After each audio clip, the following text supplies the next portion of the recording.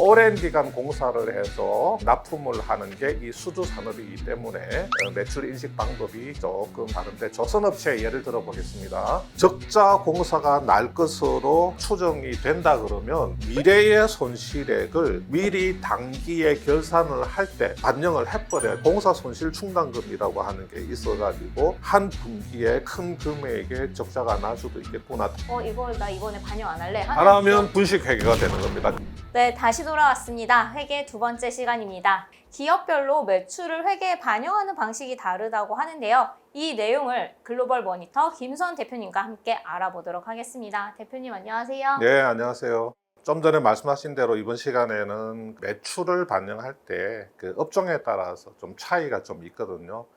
그래서 제가 모든 업종의 매출 인식 방법을 다 설명드릴 수는 없고, 기업 경영을 공부하시는 분들이 이 정도는 좀 알아야 되겠다 싶은 게 수주 산업이 있습니다. 네. 조선이나 건설 같은 경우죠. 이 수주 산업은 한번 수주를 하게 되면 최소 1년 이상에 걸쳐서 오랫동안 공사를 해서 완성품을 납품을 하게 되잖아요. 그래서 이게 공장의 생산 라인에서 계속해서 찍어내는 제품을 판매하는 것하고는 매출 인식하는 방법이 차이가 많거든요. 거기에 대해서 좀 설명을 드리겠습니다. 그래서 이 강에서는 현대차와 삼성중공업은 매출을 반영하는 방법이 왜 다른가, 그래서 영업수익의 세계, 매출의 세계, 이런 그 테마로 해서 말씀을 좀 드리겠습니다. 자, 매출은 영업수익하고 같은 말입니다. 제가 1강에서 말씀드린 대로 그 회계에서 손익계산은 수익 빼기 비용은 이익이다. 그래서 수익하고 이익은 구별을 한다. 이 수익은 그냥 영업수익은 매출이다, 이렇게 생각을 하시면 됩니다. 현대자동차 같은 경우에 예를 들어서 100만 원을 들여서 자동차 한 대를 만듭니다. 제조 원가 100만 원을 들여서 차 한 대를 만들면 이 차를 팔기 위해서 이제 이렇게 창고에다가 차를 보관을 하겠죠. 이 차가 판매용으로 이렇게 창고에 보관이 되면 이게 이제 재고자산이 됩니다. 이 재고자산 장부 가격은 역시 100만 원이 되겠죠, 그죠? 그 다음에 이제 차가 120만 원에 판매가 됩니다. 이걸 손익계산으로 해보면 매출액 120만 원, 매출 원가 100만 원 해서 매출 이익 또는 이제 매출 총이익 20만 원이 이렇게 산출되는 겁니다. 예를 들어서 차 한 대 100만 원씩 해서 5대를 만든다. 한 대 100만 원씩 제조 원가가 들어갔으니까 총 500만 원에 이렇게 제조 원가가 투입됐겠죠, 그죠? 자, 이걸 이제 판매를 위해서 창고에 다 보관을 시키면 재고 자산도 500만 원어치가 이렇게 장부에 기록이 됩니다. 회사 재무 상태표 재고 자산으로 500만 원이 이렇게 기록이 되는데, 이 중에서 이렇게 세대가 팔려요. 세대가 이제 120만 원에 팔리니까 손익 계산을 해보면 매출 360만 원, 그 다음에 세대가 팔렸으니까 매출 원가는 300만 원 해서 빼면 매출 이익, 매출 총 이익으로 60만 원이 난다. 이렇게 이제 계산을 하면 됩니다. 쉽죠, 그죠? 그래서 이제 현대차의 손익 계산서를 이렇게 들어가 보면 이렇게 매출 총 이익이라고 하는 게 있죠, 그죠? 위에 매출에서 매출 원가를 빼면 매출 총 이익이 나온다. 근데 그 밑에 보면 또 영업 이익이라고 있습니다.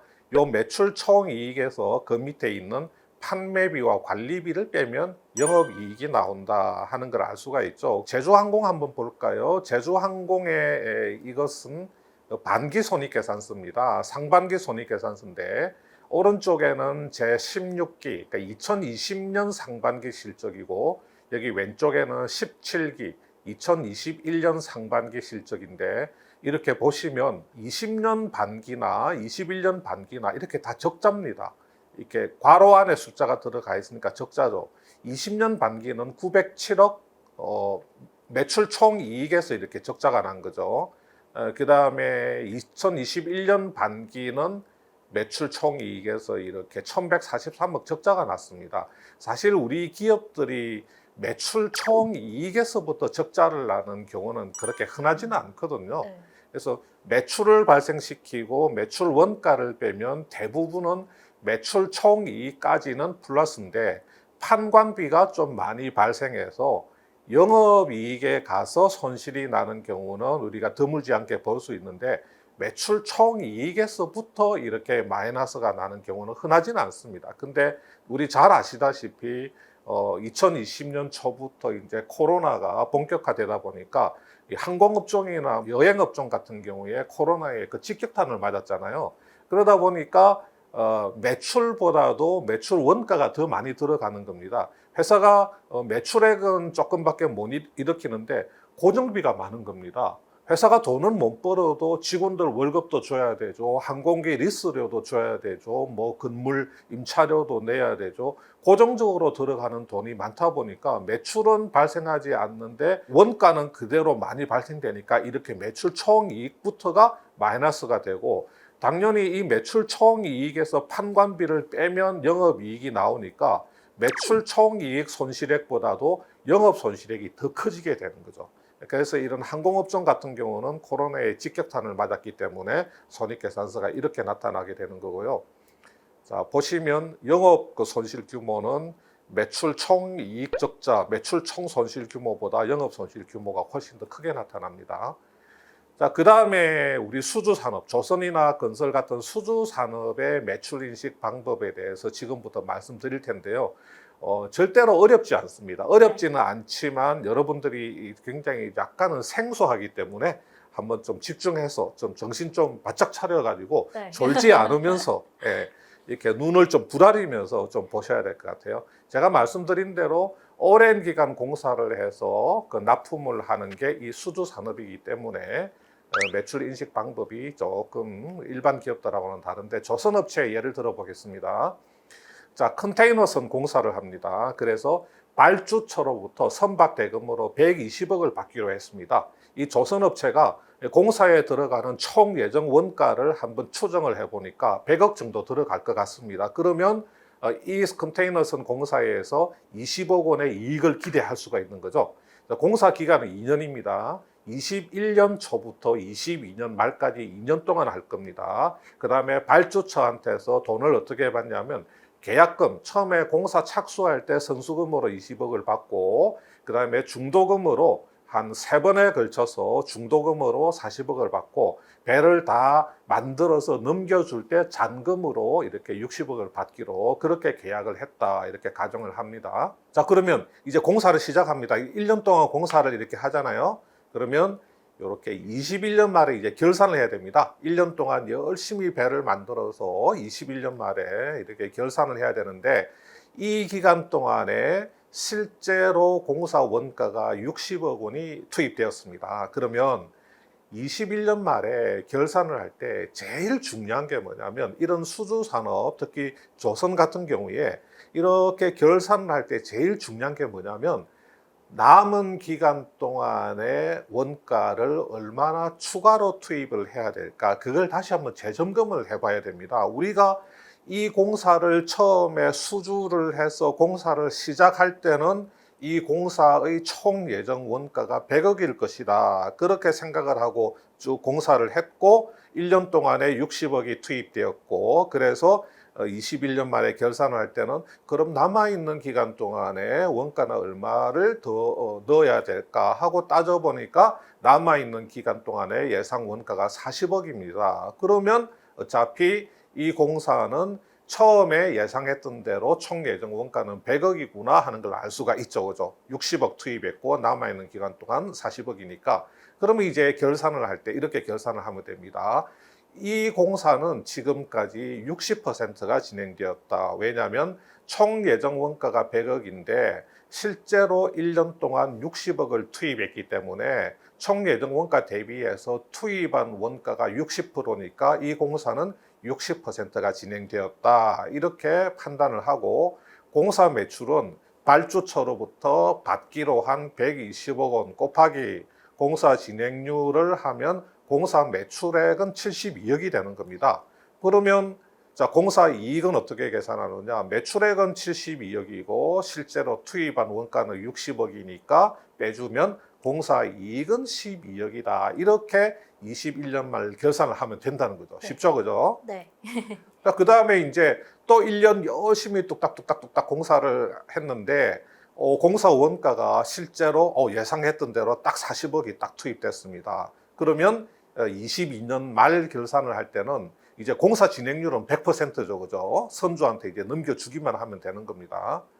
자, 공사 매출은 선주한테서 받기로 한 게 총 120억인데 앞에서 인식한 매출이 72억이죠. 그러니까 120에서 72를 뺀 48억만큼이 22년 말에 매출이 되는 거고 이 기간 동안에 실제로 투입한 원가가 40억이니까 계산하면 공사 이익은 48에서 40을 빼면 8억이다. 이렇게 계산을 하면 되는 겁니다. 예, 우리가 이것을 진행기준회계라고 합니다. 진행기준. 공사 진행률에 따라서 매출과 손익을 인식하는 회계, 손익계산서를 만드는 회계. 이것을 이제 진행기준회계다. 그렇게 이야기를 하는데 우리가 실제로 공사를 하다 보면 지금 이 예에서는 총 예정 원가가 전혀 변함없이 회사가 처음에 계획했던 대로 공사가 진행되는 그런 사례잖아요. 그런데 실제로 공사를 하다 보면 예정 원가는 계속 변합니다. 왜냐하면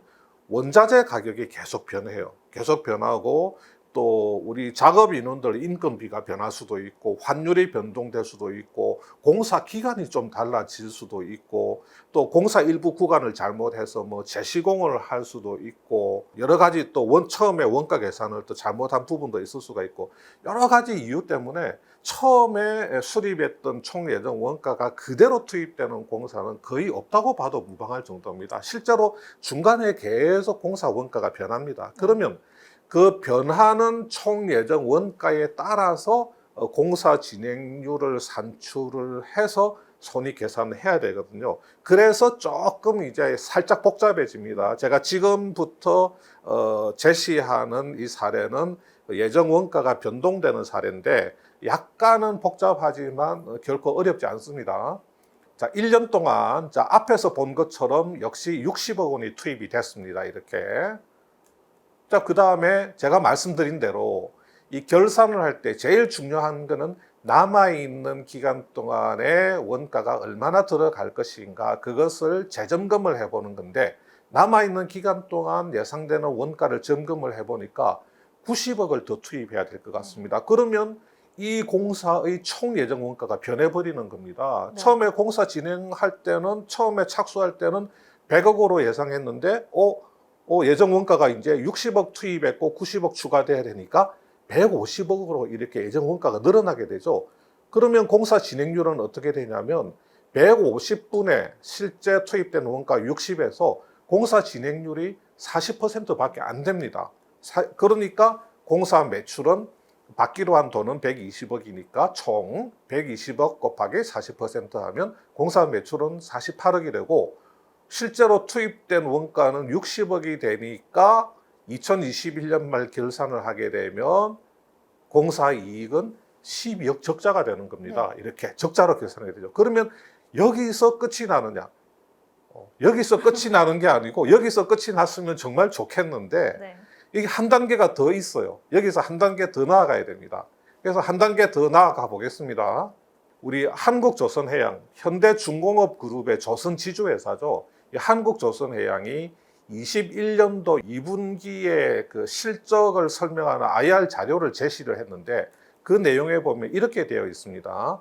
자, 한국조선해양 21년 2Q에 영업 손실이 무려 8,900억 정도 영업 손실이 났습니다. 근데 왜 이렇게 손실이 났느냐 하는 설명을 하는데 보니까 강제 가격 급등 예상에 따른 이 강제 가격은 조선용 철판, 네. 대표적으로 후판이라고 하는 게 있습니다. 이 후판 가격이 올라갈 걸로 예상이 되었는데 그것 때문에 이 조선 부문에서 대규모 공사 손실 충당금이 발생이 돼서 적자로 전환했다. 이렇게 설명을 하고 있습니다. 그 다음에 삼성중공업의 21년 2분기 실적 설명 자료를 보니까 여기에도 마찬가지로 강제 가격 인상 영향으로 인한 공사 손실 충당금을 반영해서 우리가 4,300억의 영업이익 적자가 났다. 이렇게 설명을 하고 있거든요. 실제로 어떻게 공사가 되냐면 원가 60억 투입됐다고 했죠. 그죠? 남아있는 기간 동안 원가 추정 90억. 그래서 이 공사의 총 예정 원가는 150억이 되었다 그랬죠. 그러면 어떻게 되느냐면 발주처로부터 받기로 한 총 공사 대금은 125억밖에 안 됩니다. 그런데 이 공사의 총 예정 원가가 지금 150억으로 추정이 됐어요. 그러면 이거는 적자 공사입니다. 적자 프로젝트. 이렇게 공사가 적자가 날 것으로 예상되면 어떻게 회계 처리를 하냐면 남아있는 기간 동안, 자, 21년도 결산을 하면서 그럼 남아있는 기간 동안의 적자액은 얼마냐? 자, 이 21년 말에 일단은 앞에서 우선은 12억 공사 손실이 난 걸로 그렇게 잠정적으로 이렇게 숫자를 이렇게 적어 놨잖아요. 근데 남아있는 기간 동안의 적자를 예상해 보니까 남아있는 동안의 예상 적자분이 18억입니다. 왜냐하면 120억 받기로 했는데 원가가 총 150억 들어가니까 30억 적자 공사죠. 근데 여기 21년 말에 일단은 계산을 해보니까 여기서 12억 적자니까 여기 남아있는 기간 동안에는 18억 적자가 나야지 총 30억 적자가 되잖아요. 그러면 남아있는 이 기간 동안에 예상되는 이 적자를 이렇게 당겨와 가지고 21년 말에 결산을 할 때 여기다가 집어넣어 버립니다. 뭘로? 공사 손실 충당금 18억 해서 이쪽에다가 집어넣어 버리게 됩니다. 그래서 이 18억만큼을 공사 원가에다가 추가를 하게 됩니다.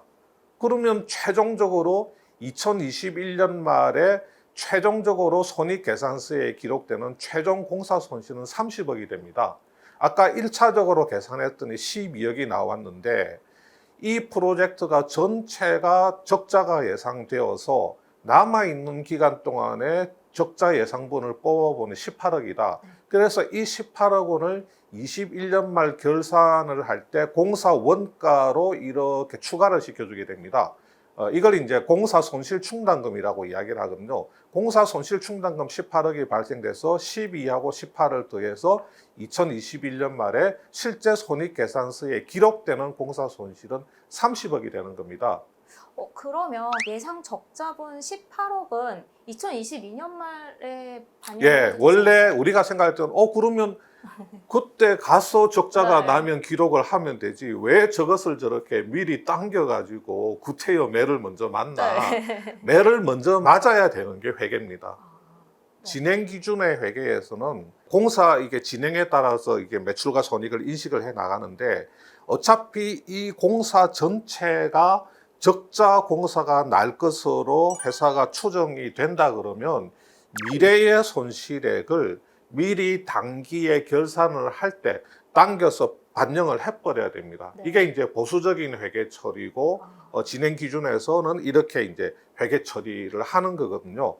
그래서 만약에 이 남아있는 기간 동안에 이렇게 공사를 했더니 예상한 대로 실제로 18억의 손실이 났네 그러면 2022년 말 결산을 할 때 손익계산서에 찍히는 그 손실액은 0입니다. 왜냐하면 예상대로 18억의 적자가 나버리면 우리가 예상 적자분을 미리 21년도 말에 반영을 해버렸잖아요. 네. 그러니까 예상한 만큼 적자가 나면 22년 말에 결산할 때 예상만큼 적자가 났네? 그러면 22년 말 손익계산서에 손실액은 빵.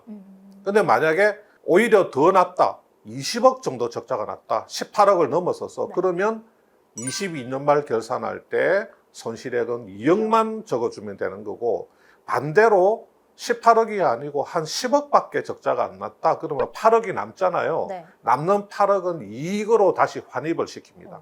22년 말 결산할 때 그렇게 해주는 겁니다. 그래서 우리가 예상되는 손실은 미리 좀 반영을 하는 거 이게 이제 보수적인 회계처리인데 이렇게 그 조선 같은 수주산업 진행기준 회계에서는 그냥 무조건 미래 손실을 당겨서 반영하는 게 아니고 이 공사 전체가 적자가 날 것으로 예상되는 그 공사에서는 남아있는 기간 동안에 그 적자분을 계산을 해서 이번 해 결산을 할 때 그것을 다 반영을 하는 회계를 한다는 겁니다. 네. 그래서 우리가 앞에서 봤을 때 한국조선해양, 삼성중공업 또 이런 회사들이 공사 손실 충당금 때문에 우리가 지금 2분기에 이렇게 막대한 적자가 났다 하는 게 뭐냐면 후판 가격이 앞으로 올라갈 걸로 예상이 되고 있거든요. 왜냐하면 철강 업체들이 우리도 못 살겠다 이놈들아 그러면서 조선 후판 가격을 이만큼 올리겠다. 네. 그래서 조선 업체들이 야 그래 그동안에 뭐 적절한 가격에 후판 가격 공급해줘서 고맙고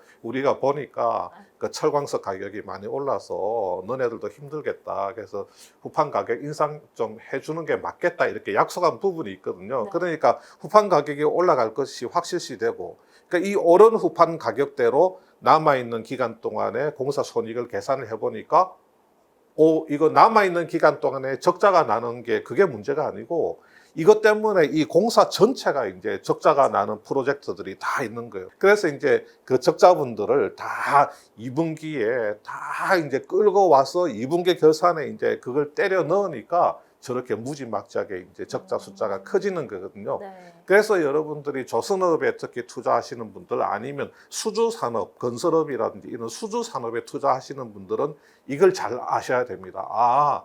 이런 수주산업에서는 소위 말하는 공사손실충당금이라고 하는 게 있어가지고 이렇게 한 분기에 큰 금액의 적자가 날 수도 있겠구나. 다만 이렇게 미래에 예상되는 적자분을 미리 땡겨서 반영하면 미래에 다소 회사의 손익이 크게 나더라도 네. 미리 당겨서 반영한 부분 때문에 손익계산서가 그렇게 크게 망가지지는 않겠구나 하는 네. 걸 아실 수가 있는 겁니다.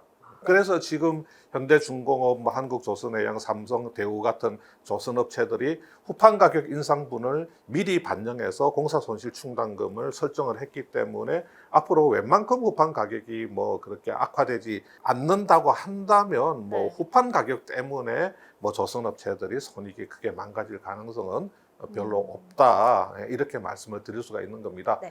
그래서 지금 조선업체들 같은 경우는 지금 이렇게 과거에 수주한 것들이 이게 오랫동안 영향을 미칩니다. 공사를 오래 하기 때문에 여기 2020년까지 수주한 배들이 지금 계속해서 공사를 해나가기 때문에 이런 기간에 걸쳐서 실적에 영향을 주게 되고 2021년도 올해 들어와서 좀 좋은 가격으로 그 수주한 배들은 2021년 정도부터 이렇게 조선업체 실적에 영향을 줄 것으로 그렇게 예상이 되고요. 지금 2021년도 지금 중간에 조선업체들이 대규모 공사손실충당금이 반영이 됐는데 앞으로 실적 추가 악화 가능성을 좀 낮아지게 하는 그런 효과는 있다 이렇게 말씀을 드릴 수가 있겠습니다.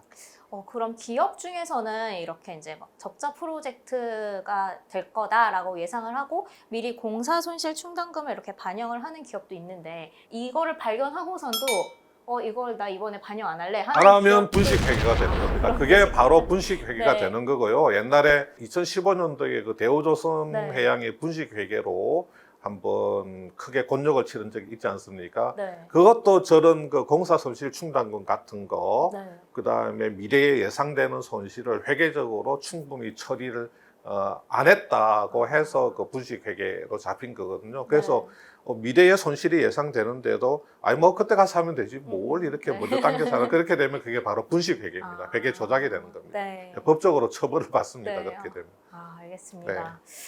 네, 이번 시간은 기업이 매출을 어떻게 반영하는지에 대해서 좀 알아봤는데요. 지난 영상보다는 다소 어려워졌지만 좀 흥미로운 내용이었습니다.